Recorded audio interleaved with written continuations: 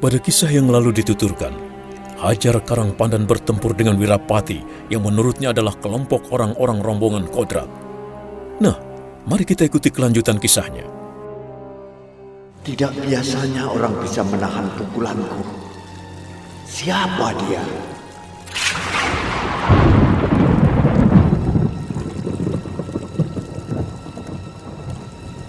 Orang tua berpakaian pendeta, mengapa tiba-tiba menyerangku dengan kekuatan penuh? Siapa dia? Dan mau apa dia? Pukulannya tadi membuat aku terdorong mundur 3 langkah. Aku tidak boleh menganggap remeh orang tua ini. Tapi dia juga begitu. Dia tadi sempat terpental mundur karena pukulan beradu.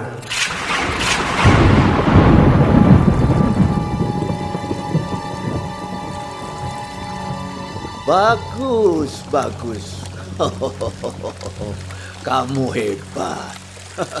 Luar biasa. Tetapi jangan kau sombong dulu, anak muda. Kau boleh bangga dengan kehebatanmu. Kau boleh bangga bisa menandingi seranganku. Tapi kau harus menyesal karena telah berhadapan denganku. Camkan ini.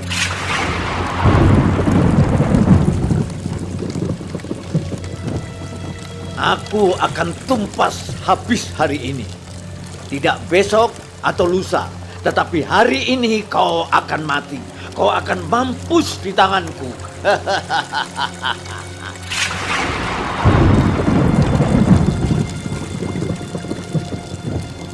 Apa salahku orang tua? Kau yang menyerangku. Tentu aku tidak mau mati begitu saja. Aku harus membela diri. Jangan banyak ngomong, ya. Jangan berlagak suci. Sayang sekali. Kau punya kepandaian begitu hebat. Tetapi kenapa jadi bangsat? Hah?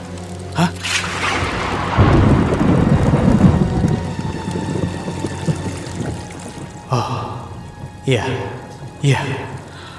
Aku tahu sekarang. Rupanya orang tua ini sudah salah dalam menilaiku. Baik. Akan kujelaskan semuanya agar dia tahu siapa aku. Tetapi tidak. Tidak ada gunanya aku jelaskan. Dan tidak pantas aku menjelaskan padanya. Aku harus menghormati orang tua ini karena dia sudah salah sangka kepadaku. Dia salah paham. Sebaiknya aku siaga saja.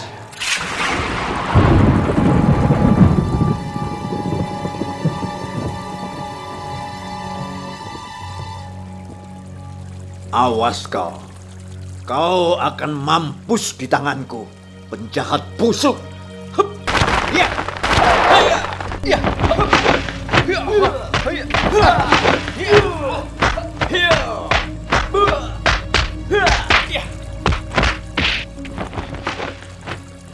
Hajar Karangpandan menyerang lagi dengan garang. Tangannya yang kanan mencengkram mengarah ke kepala lawan, sedangkan tangan kirinya menyodok tulang rusuk. Namun Wirapati bukan lawan enteng. Dia cukup waspada.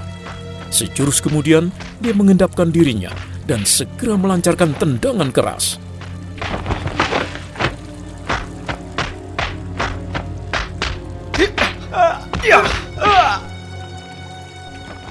Tendangan Wirapati tepat mengenai tubuh Hajar Karangpandan.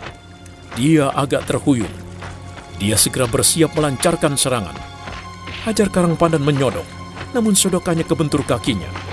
Wirapati terguling ke samping, tepat saat cengkraman Hajar Karangpandan turun. Cengkramannya sia-sia. Wirapati merasakan hembusan angin menyambar lambungnya. Secepat kilat, Wirapati menggerakkan sikunya sambil menjejakkan kaki.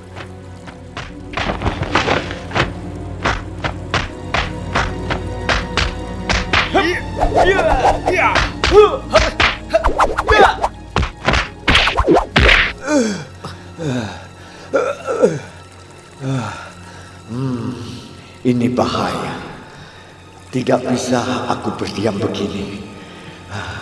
Aku harus menghindar. Ya, aku harus melompat mundur. Tidak ada. Awas kau. Akan kuterkam dadamu. Aku terjang kau.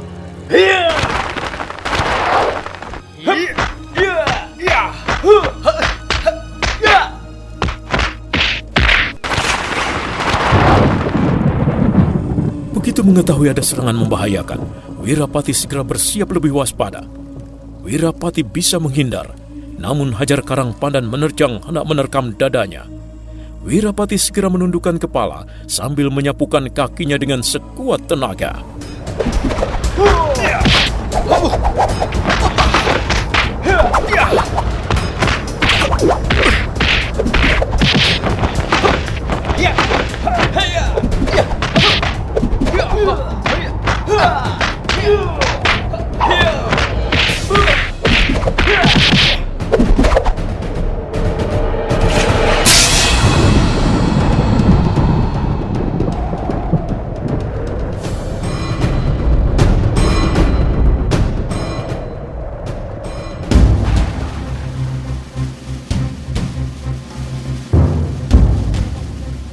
Hajar Karang Pandan tak sempat mengelak, betisnya terkena tendangan. Tetapi Wirapati pun terkena tubruk di pundak kirinya. Keduanya bercucuran keringat. Kemudian dia berdiri tegak sambil mengatur nafas. Manakala Hajar Karang Pandan bersiap menyerang, Wirapati segera menghindar. Menghindar sambil mengayunkan tangannya. Dengan demikian, pertarungan kian seru. Mereka bergerak gesit dan cekatan.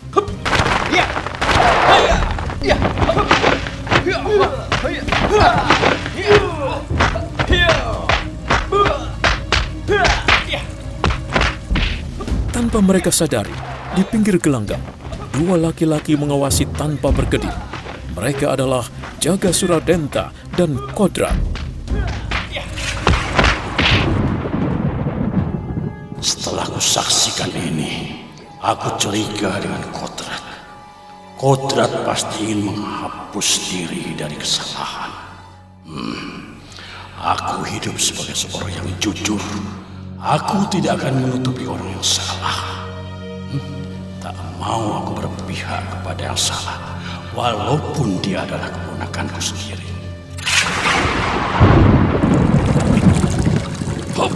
Ayo, ikut aku.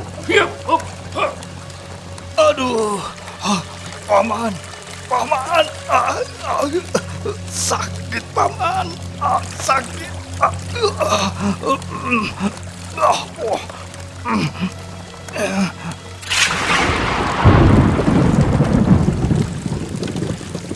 Mana mereka lari bertempur? Aku harus mengejarnya. Waduh, aku tertinggal jauh. Mereka bertempur sambil melayang seakan terbang. Dan aku tentu tertinggal karena aku menyeret Kodrat. Oh, di sana. Ya, mereka masih bertempur seru. Aku harus ke sana. Lega hatiku. Aku bisa menemukan Tuan Pendeta. Tapi siapa pemuda itu? Apakah dia termasuk salah satu bawahanmu? Kodrat? Bukan paman, bukan. Ayo, bagaimana yang benar?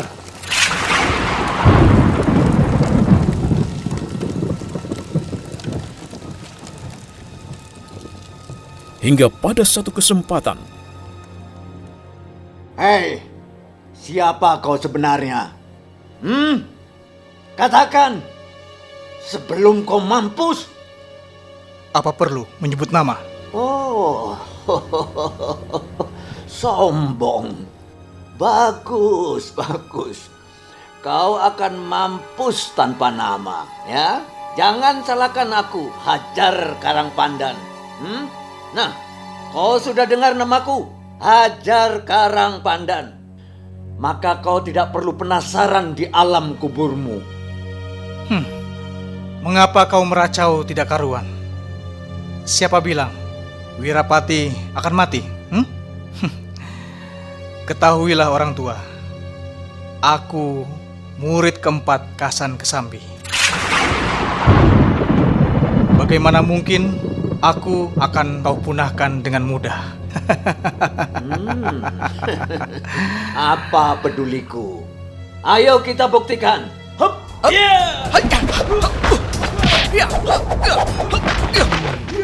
Luar biasa. Mereka saling gempur, hantam. Sang pendeta kena gempur sampai dia mundur. Dia membalas gempur. Hebat. Berdua, ya. Keduanya menggunakan serangan berbahaya dan mematikan. Hebat, hebat. Tapi aku tadi sangat terkejut. Anak muda itu menyebut nama sahabatku, Kasan Kesambi. Ya, yang bermukim di Gunung Damar. Dia adalah murid sahabatku. Jika dia sampai terluka parah, aku tidak boleh tinggal diam. Aku tidak boleh diam saja seperti ini. Dan aku yakin murid sahabatku tidak mungkin berbuat sesuatu hal yang salah, sesuatu hal yang rendah. Tidak mungkin. Sedangkan si pendeta Hajar Karangpandan bertempur dengan suatu tuduhan tertentu. Aduh, harus bagaimana aku? Apa yang harus aku lakukan? Hei, tahan, tahan!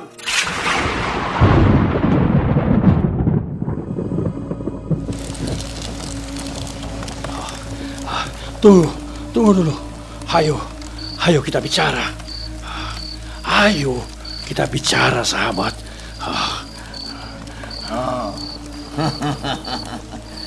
Kamu rupanya. Ayo maju. Kamu kawanan penjahat juga bukan? Kawanan bangsat. Ayo maju sekalian. Hup. Aduh. Dia menyerang dengan hebat.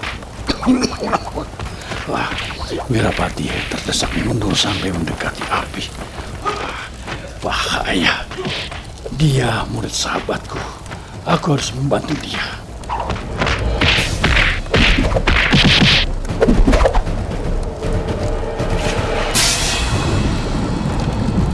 Monyet. Kamu kira lantas aku akan lari? Ya. Aku tidak akan lari. Akan kuladeni kalian berdua. Ayo, ayo. Siapa orang yang membantuku ini? Siapa dia?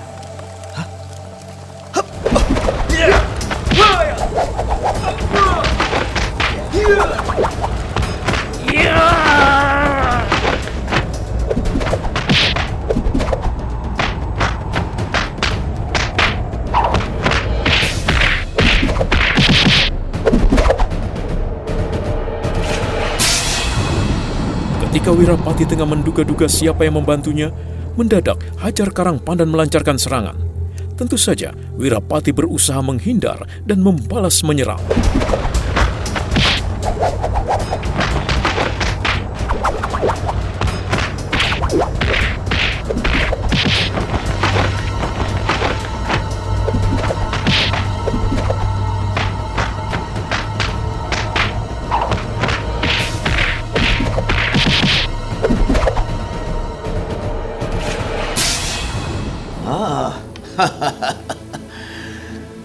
Mereka main keroyok rupanya. Baik.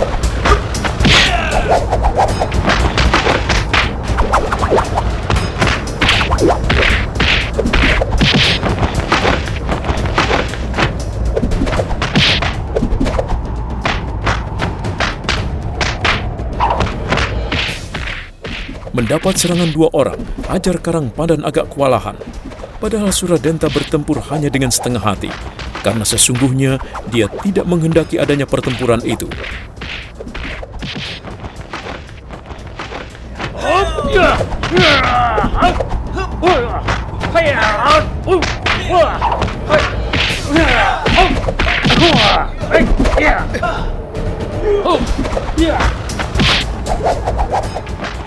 Kenapa jadi begini? Maksudku, pergi lari dari gardu itu untuk menghindari bertemu dengan pendeta itu. Tapi, kenapa jadi begini? Wah, bisa-bisa aku mati dihajar pendeta itu kalau dia sampai tahu siapa aku. Bagaimana ini? Kurang ajar. Apa aku harus diam di sini saja? Atau lari supaya aku selamat? Tetapi, apalah dayaku. Pamanku orang sakti. Dan pendeta itu sangat luar biasa. Juga orang tadi, namanya Wirapati juga hebat. Mau lari kemanapun, pasti aku akan tertangkap. Tapi aku tidak mau mati. Aku tidak mau mati.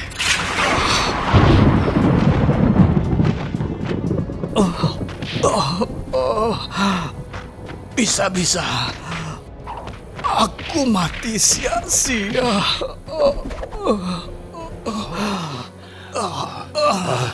Tunggu.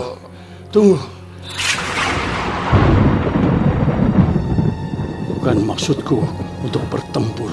Bukan. Aku tidak ingin ikut campur dalam urusan ini. Sungguh. Justru aku ingin agar tidak terjadi saling adu kekuatan. Sungguh. Aku tidak ingin ada pertumpahan darah. Sudahlah. Apa katamu? Kamu mau menggurui aku? Oh, sungguh bukan begitu. Maafkan aku. Aku hanya tidak ingin pertumpahan darah. Apalagi kematian. Apa urusanmu? Kalau tidak mau ikut campur, apa urusanmu? Dan kalau tidak mau ikut campur, minggir! Hiap!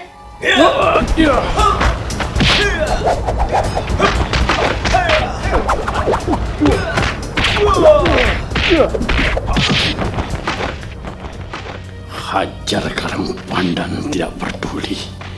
Dia terus menyerang dengan jurus-jurus mematikan. Padahal maksudku demi melihat murid sahabatku, aku tidak tega. Aku juga tidak ingin beradu kekuatan dengan Hajar Karang Pandan. Aku ingin... Tapi bagaimana jika murid sahabatku terluka? Wirapati. Ya, Wirapati.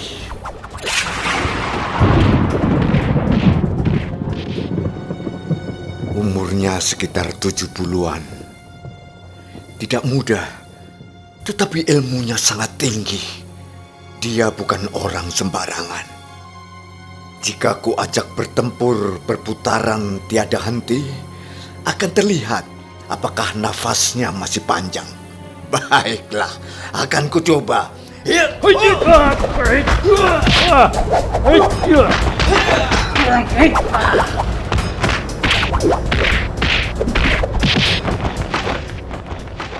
Hajar Karang Pandan ingin membuktikan, maka dia menyerang bertubi-tubi. Gerakannya lincah luar biasa, seakan-akan burung Garuda yang akan menyambar mangsa.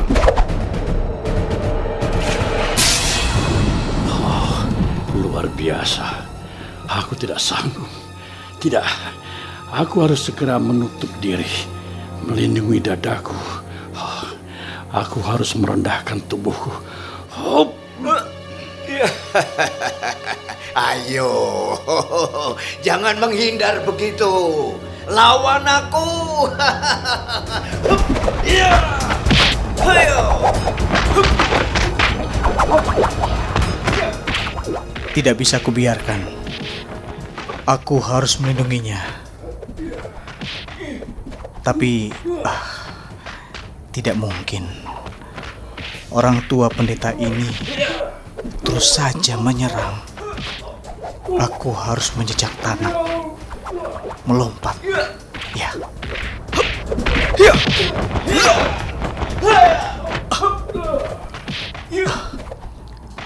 Aku tidak boleh beradu kekuatan dengannya. Bahaya. Aku harus menghindar.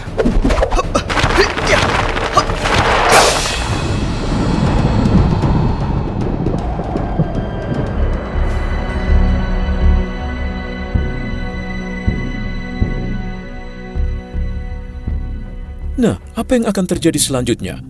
Bagaimana nasib mereka bertiga? Siapa yang akan kalah atau siapa yang akan menang? Lalu bagaimana dengan nasib Kodrat? Dan apa juga yang akan terjadi dengan Rukmini serta anaknya, Sang Aji? Juga apa yang akan terjadi dengan Sapartina dan Sanjaya? Dan bagaimana pula dengan nasib Wayan Suwaga? Saudara pendengar, untuk mengetahui jawabannya, ikutilah terus serial Sandiwara Radio ini, Bende Mataram. Sampai jumpa.